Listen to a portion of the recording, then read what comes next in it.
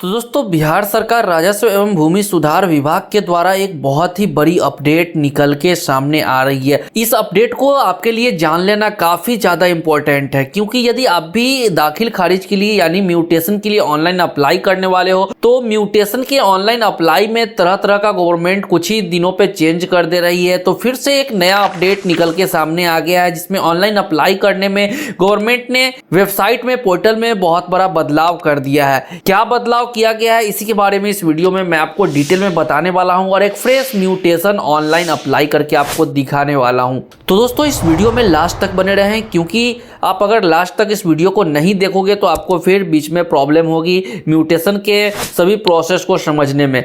तो इसलिए इस वीडियो में लास्ट तक बने रहें। क्या चेंजेज है उसके बारे में मैं आपको फुल प्रोसेस बताऊंगा कि कैसे आपको वहां पे वो चीज करना है। तो दोस्तों ये है बिहार भूमि का वेबसाइट। यहाँ पे आने के बाद सबसे फर्स्टली यहाँ पे आपको लॉगिन वगैरह करना होता है, ये चीज आपको पता ही है। लॉगिन होने के बाद दोस्तों ऑनलाइन दाखिल खारिज आवेदन करे पे आपको क्लिक करना है। उसके बाद यहाँ से आपको जिला सेलेक्ट करना है, जिस भी जिले में आपका जमीन है वो जिला आप सेलेक्ट कर लोगे। देन यहाँ पे आपको अंचल सेलेक्ट करना है। उसके बाद यहाँ पे नया दाखिल खारिज आवेदन करे पे आपको क्लिक करना है।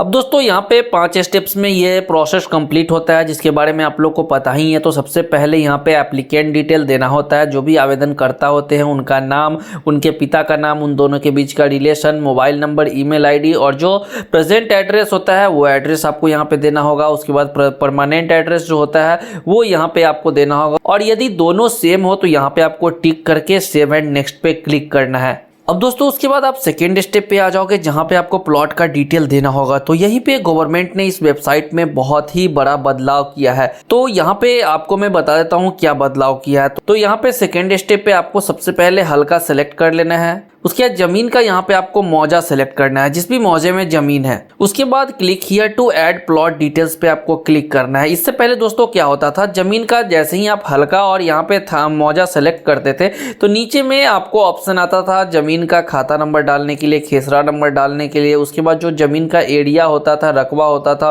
वो रकबा डालने का ऑप्शन आता था, जिसमें कि आपको जमीन कितने एकड़ में है वो एकड़ बताना होता था, फिर डिसमिल बताना होता था और फिर उसका चौहद्दी आपको बताना होता था।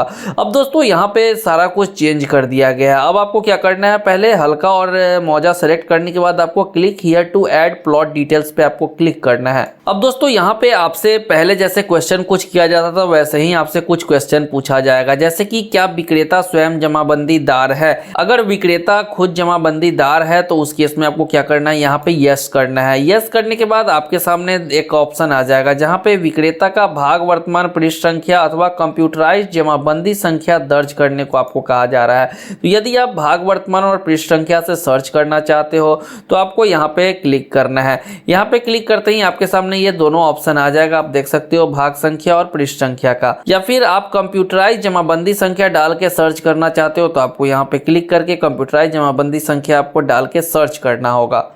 यदि आपको कंप्यूटराइज जमाबंदी संख्या या भाग वर्तमान और पृष्ठ संख्या नहीं पता है तो आपको क्या करना है, भाग पृष्ठ संख्या देखने के लिए यहाँ पर क्लिक करने पे इस लिंक पे आपको क्लिक करना है। जैसे ही यहाँ पे आप क्लिक करोगे तो आप जमाबंदी वाले पोर्टल पर आ जाओगे, जहाँ पे आपको सबसे फर्स्टली अपना जिला सेलेक्ट करना है, अंचल सेलेक्ट करना है, उसके बाद प्रोसीड करना है, फिर आपको अपना हल्का सेलेक्ट करके मौजा सेलेक्ट कर लेना है।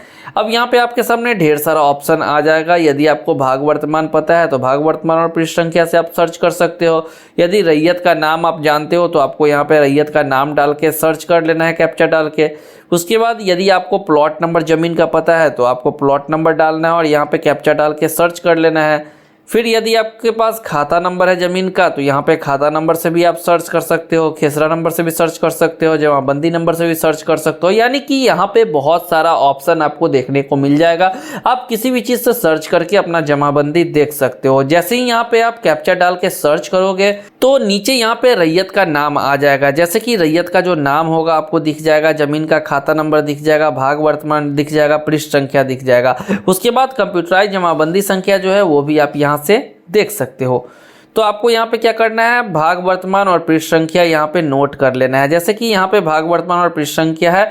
अब इसी भाग वर्तमान और पृष्ठ संख्या को आपको क्या करना है, यहाँ पे भाग वर्तमान को डालना है और यहाँ पे पृष्ठ संख्या को डालना है। ये डाल के जैसे ही आप सर्च वाले बटन पर क्लिक करोगे तो फिर आपके सामने जो जमीन के रैयत है उनका नाम आपको दिख जाएगा। ठीक है, तो इस प्रकार से आप देख सकते हो रैयत का नाम, उनके पिता का नाम, उनकी जाति, ये सभी चीज़ आपको देखने को मिल जाएगी। अब आपके सामने उनके जमाबंदी में जितने भी ज़मीन है, जितना भी खाता है, जितना भी खेसरा है, वो सभी आपके सामने कुछ इस प्रकार से ओपन होके आ जाएगा, खाता, खेसरा और रकबा। अब यहाँ पे आप देख सकते हो इसमें जितना भी खाता, खेसरा, रकबा होगा वो सभी आपको दिख जाएगा और यहाँ पे सेलेक्ट करने का ऑप्शन भी आ जाएगा। मान लीजिए 1 2 3 यहाँ 3 सीरियल नंबर है, 3 खाता, खेसरा, रकबा है। आपको यहाँ पे सेकेंड में से आपने रजिस्ट्री कराया है तो आपको क्या करना है, ये सेकेंड वाला सेलेक्ट कर लेना है और उसके बाद यहाँ पे आपको देना है कि जैसे कि पहले से मान लीजिए यहाँ पे जितना भी ज़मीन होगा, जितना डिसमिल बताएगा, आपने अगर पूरा खरीदा है तो आपको यहाँ पे पूरा डाल देना है। ठीक है, जितना डिसमिल होगा, जितना भी रकबा होगा, वो रकबा आपको यहाँ पे एकड़ और डिसमिल में डाल देना है। यदि मान लीजिए डिसमिल में है तो यहाँ पे जैसे मान लीजिए 0 डाल देना है आपको एकड़ में, और डिसमिल अगर 10 डिसमिल है तो 10 आपको इस प्रकार से डाल देना है। देन आपको यहाँ पे चौहद्दी डालना है, उत्तर में जिनका जमीन है उनका नाम, फिर दक्षिण में जिनका जमीन है उनका नाम, उसके बाद पूरब में जिनका जमीन है उनका नाम यहाँ पे दे देना है, फिर पश्चिम में जिनका जमीन है उनका नाम यहाँ पे दे देना है। इसी प्रकार से यहाँ पे एक प्लॉट का सभी डिटेल आप ऐड कर पाओगे। अब दोस्तों पहले क्या होता था, आप कोई भी प्लॉट का डिटेल यहाँ पे ऐड करते थे, फिर नीचे एक ऐड मोर का ऑप्शन आपको देखने को मिल जाता था जहां पे आप और भी ज़मीन का डिटेल वहां पे ऐड कर पाते थे। बट दोस्तों यहाँ पे ऐसा कुछ नहीं है। आपको क्या करना है, यहाँ पे सेलेक्ट करना है। जैसे कि एक ज़मीन, एक खाता, खेसरा यहाँ पे मैंने सेलेक्ट कर लिया। अब इसमें से भी अगर मैंने लिखवाया है तो क्या करना है, सिंपली यहाँ पे टिक करना है और आपको इसी प्रकार से ज़मीन का जो ज़मीन जितने एकड़ में होगा एकड़, यहाँ पे डिसमिल और ये चौहद्दी आपको डाल देना है। ठीक है, ये सभी कुछ डालने के बाद आपके सामने एक ऑप्शन आएगा, क्या उपरोक्त जमाबंदी से जमीन का दाखिल खारिज होना है, क्या इसी जमीन से आपका दाखिल खारिज होना है। तो आपको क्या करना है, यहाँ पे यस कर देना है। यस करते ही आपके सामने एक ऑप्शन आ जाएगा सेव एंड नेक्स्ट का, तो आपको क्या करना है, सेव एंड नेक्स्ट पे क्लिक कर देना है। अब यहाँ पे दोस्तों आपका एक क्वेश्चन होगा कि एक खाता, खेसरा और रकबा यदि आपने ऐड कर दिया तो अब दूसरा आप यहाँ पे कैसे ऐड करोगे। तो आपको यहाँ पे कुछ नहीं करना है, एक तो आपका यहाँ पे ऐड हो गया, अब दूसरा ऐड करना है तो आपको फिर से उसका जमाबंदी नंबर यहाँ से निकालना होगा, या फिर उसका आप कंप्यूटराइज जमाबंदी संख्या निकाल सकते हो, या फिर भाग वर्तमान और पृष्ठ संख्या आप निकाल सकते हो। उसके बाद आपको क्या करना है, जैसे कि मान लीजिए यहाँ पे कंप्यूटराइज जमाबंदी संख्या है, इसको मैंने कॉपी कर लिया, या फिर यहाँ पे जो भाग वर्तमान और पृष्ठ संख्या है वो आपको क्या करना है, यहाँ पे डालना और सर्च पे आपको क्लिक करना है।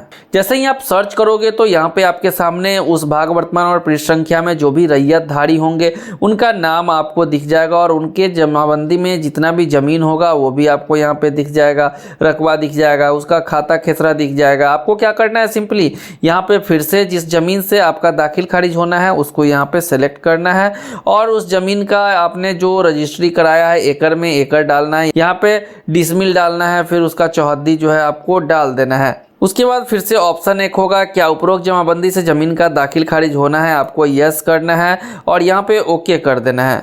यहाँ पे देख सकते हो आप save successfully, now close the window, यहाँ पे सेव हो चुका है। अब आपको विंडो क्लोज करने को कहा जा रहा है तो यहाँ पे आपको क्या करना है, क्लोज वाले बटन पर क्लिक करना है। क्लोज पर क्लिक करते ही दोस्तों यहाँ पे आप देख सकते हो सेलर्स जमाबंदी नंबर आपको देखने को मिल जाएगा, जमीन का खाता, खेसरा, एरिया और उसकी जो चौहद्दी है वो आपको यहाँ पे देखने को मिल जाएगी। तो आपको क्या करना है, यहाँ से इसी प्रकार से जमीन का सभी डिटेल एक एक करके ऐड करना है। मान लीजिए कि आपने यहाँ पे 2 ऐड कर लिया, अब आपको तीसरा ऐड करना है तो आपको क्या करना है, एडिट वाले बटन पर क्लिक करना है। उसके बाद यहाँ से उसी प्रकार से आपको फिर से ऐड कर लेना है। जब यहाँ पे आप अपने प्लॉट का सभी डिटेल ऐड कर लेते हो उसके बाद आपको क्या करना है, सेव एंड नेक्स्ट पे क्लिक करना है। जब आपका प्लॉट का सभी डिटेल यहाँ पे ऐड हो जाता है तो आपको क्या करना है, घोषणा पत्र को टिक करना है जहाँ पे लिखा हुआ है, मुझे यह ज्ञात है कि अगर मेरे द्वारा उपरोक्त प्रश्नों का उत्तर गलत भरा गया पाया जाता है तो मेरा आवेदन अस्वीकृत कर दिया जाएगा और अग्रतर कार्रवाई हेतु मुझे भूमि सुधार उप समाहर्ता न्यायालय में अपील वाद दायर करना होगा। ठीक है,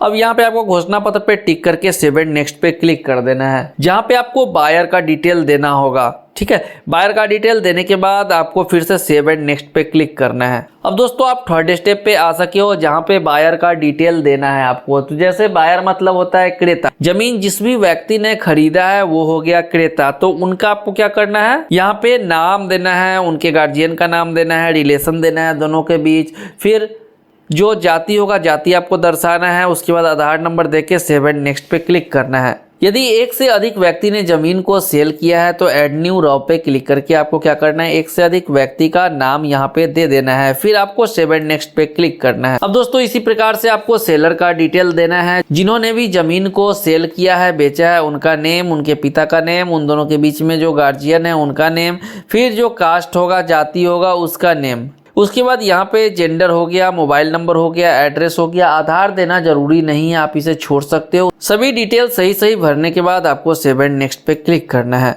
अब दोस्तों यहाँ पे आप डॉक्यूमेंट डिटेल्स वाले कॉर्नर पे आ चुके हो, जहाँ जो कि लास्ट ऑप्शन है। तो यहाँ पे आपको क्या करना है, सबसे पहले जमीन का, आपने जो जमीन खरीदा है उसके ऊपर रजिस्ट्री डीड लिखा रहता है, तो वो डीड नंबर देख के आपको यहाँ पे डीड नंबर डालना होगा। फिर यहाँ पे आपको डेट डालना होगा, जिस भी डेट में वो दस्तावेज जो इशू हुआ है उसका डेट, तारीख, महीना यहाँ पे आपको डालना है। फिर यहाँ पे आपको रजिस्ट्री ऑफिस सेलेक्ट करना होगा जहाँ से आपका रजिस्ट्री हुआ है। वो सेलेक्ट करने के बाद आपको क्या करना है, अपने फाइल को, अपने जमीन के दस्तावेज को 1 MB के अंदर PDF में कन्वर्ट करना है और यहाँ पे अपलोड कर देना है। ठीक है। इसके अलावा भी आप कोई डॉक्यूमेंट यहाँ पे ऐड करना चाहते हो तो आपको उस डॉक्यूमेंट का नाम देना है, इशू डेट देना है और यहाँ पे इशू अथॉरिटी नेम का नाम दे करके क्लोज करके छोड़ देना है। फिर अन्य कोई दस्तावेज यदि आप यहाँ पे ऐड करना चाहते हो तो वो भी आप यहाँ पे ऐड कर सकते हो। उसके बाद आपको सेव एंड नेक्स्ट करना है। फिर आपका जो मोबाइल नंबर है उसे वेरीफाई करना है। मोबाइल नंबर जब वेरीफाई हो जाता है उसके बाद फिर से आपको अपना सभी डिटेल मिला लेना होता है। अगर सभी कुछ सही है तो वहाँ पे आपको फाइनल सबमिट कर देना होता है। यदि डिटेल में किसी भी प्रकार का कोई फॉल्ट है तो वहीं से आप बैक आ सकते हो। बैक आकर के आप अपना सभी कुछ सुधार करके प्रिंट आउट निकलवा सकते हो। दोस्तों आगे का जो प्रोसेस है वो जैसे पहले होता था वही प्रोसेस है, इसमें कोई भी बदलाव नहीं किया गया। तो यदि आपने भी पहले से म्यूटेशन किया है तो आपको आगे का प्रोसेस तो पता ही होगा। उस प्रोसेस से आपको आगे क्या करना है, कंप्लीट करके अपना टेम्परेरी रिक्वेस्ट नंबर जो है वो जनरेट करवा लेना है। तो यही एक अपडेट थी जिसमें प्लॉट डिटेल में पहले से पूरी तरह से चेंज कर दिया गया है सभी डिटेल को डालने का। उम्मीद करता हूँ दोस्तों ये वीडियो आपको काफ़ी पसंद आई होगी और अच्छी भी लगी होगी। अगर वीडियो अच्छी लगी हो तो वीडियो को लाइक करना ना भूले और चैनल पर पहली बार आए हो तो चैनल को सब्सक्राइब करके बेल आइकन को प्रेस करना ना भूले। तब तक के लिए वीडियो देखने के लिए बहुत बहुत धन्यवाद। मिलते हैं नेक्स्ट वीडियो में किसी नई जानकारी के साथ। तब तक के लिए जय हिंद, गुड बाय।